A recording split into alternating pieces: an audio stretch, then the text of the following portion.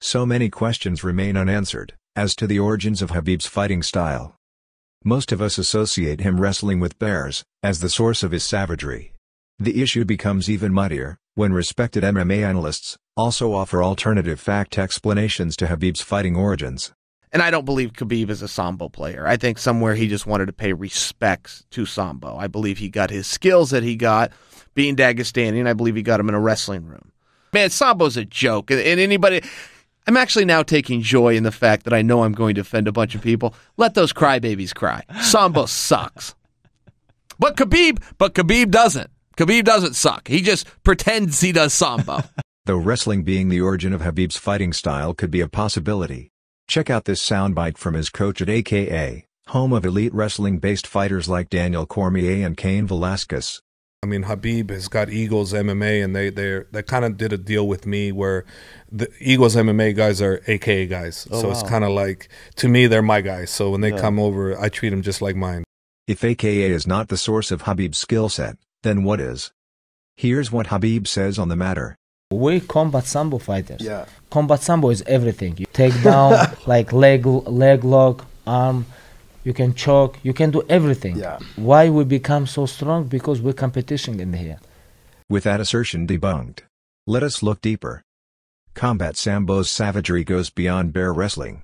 In combat sambo, we can use head. You can kick on balls. You know. Oh, wow. Yes, Yeah. you can kick on balls too. You have to be ready. It's legal. Sometimes fighters fighting and they underestimate about headbutt.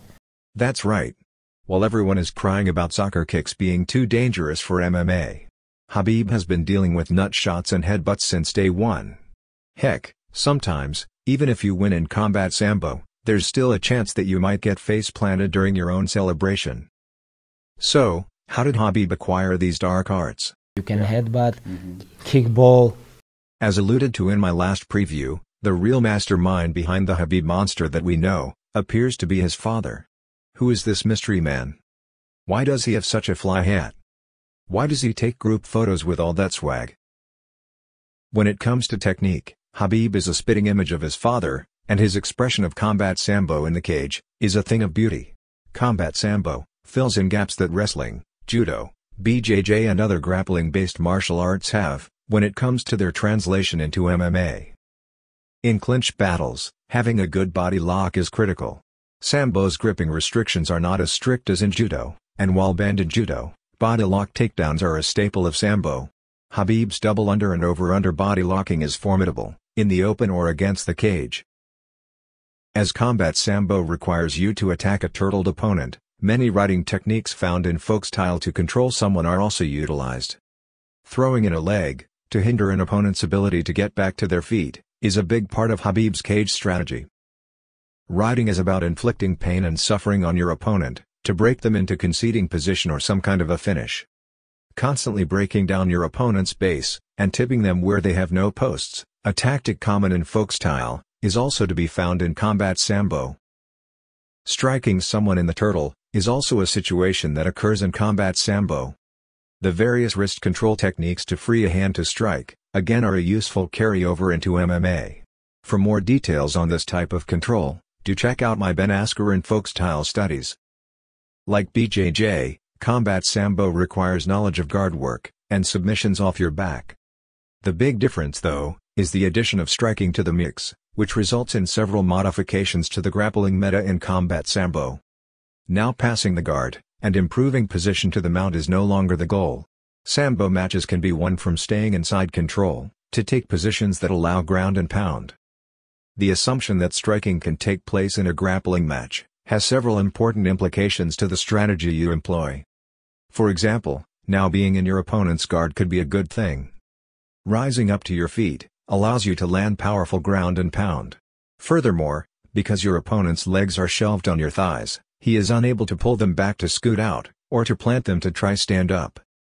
Also, how you think about the hierarchy of ground positions, and how to steadily progress to the submission also changes. There is now the possibility of using strikes to transition to different positions in order to get a submission. Mount or back hooks is no longer the holy grail. With strikes, how you conceptualize the role of the guard, also changes. Rather than immediately looking for sweeps like in sport BJJ, using your guard to trap limbs becomes paramount. When your opponent's first instinct is to strike, occupying your hands looking to get under the base to sweep is a bad strategic choice. Looking to immediately trap and control posture to stall your opponent becomes the priority. Since young, Khabib's brain has been wired to approach grappling with strikes and leg locks in mind. Going over every nuance of his grappling meta would take hours, and is something for another video. What I want to focus on in closing though, is his approach to wrestling against the cage, and the options he has, once he traps you there. In part 2 of my Khabib study, I went over the generalities of the cage pinning strategy, employed by AKA fighters.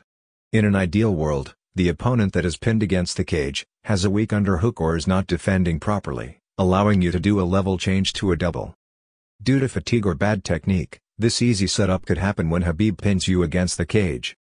When you are clinching back effectively though, blocking a level change, Khabib's multi-directional body lock attacks come into play. First, if you try pushing into him, thus committing your balance forward, Khabib goes for the hip throw. Note the clever use of the cage, pushing off against the vertical face, as he plants his leg to rotate in. If you lean back, thus making throwing you forward difficult, Khabib will step around your leg to throw you backwards, where your weight is. Leaning back into the fence may stop one direction, but just opens up another. Khabib will just dig your leg out, and step around to throw you backwards. Finally, if you widen your base, so that Khabib can't step all the way around, he can go for the inside trip to throw you backwards. Sometimes, he has no time to step around, and goes for the quicker inside trip to catch you when you lean back. Khabib's Sambo background means he is comfortable with wrist control to throw, like you would, if you had a sleeve grip. This means that he can go from defensive hand fighting, to offensive throwing instantly, without having to switch grips. Khabib's father has a huge array of cage tricks up his sleeve, many we have yet to see Khabib execute. For example, using an arm spin to break out, when someone is using a front headlock to defend. Bouncing you off the cage, to create space behind you, so that he can regain an underhook. Baiting you to throw a knee, by going for the single, so that he can get the double leg. Pretty crafty, I must say. Combat Sambo is the closest thing to a complete martial art you can get. And Khabib has received training in all the various aspects of it, from one of the best coaches in his country.